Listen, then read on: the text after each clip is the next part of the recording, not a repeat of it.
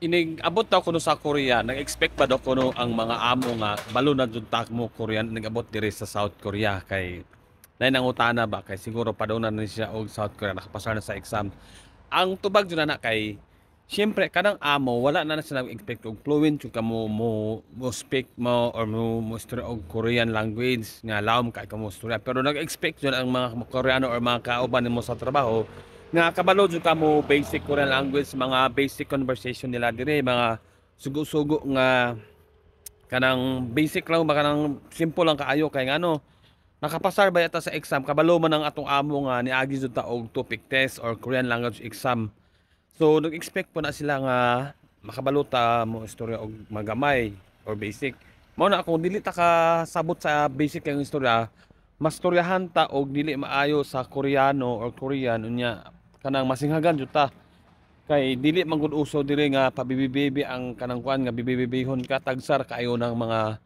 kanang kumpanya nga bibibibihon ka kay kanina na bago ra kang abot nga na no walay patas ang kuan diri basta inigabot mo sa trabaho dili na sila mag-adjust para sa imuha kay kang sa tinuod lang diri sa Korea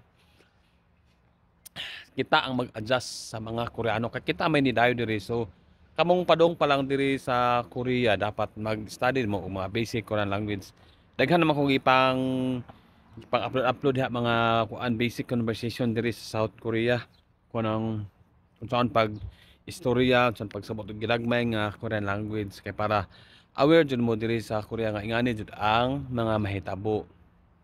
So ayo lang kabala ka kay diri nag-abot pa nimo sa Korea puhon maanad-anad naman pud ka kay kanang ang trabaho ang kanimang gong istoryahan sa Korea kay gabalik-balik ra kada adlaw magsige na gabalik-balik kada adlaw ang sugo sa mga kauban mong trabaho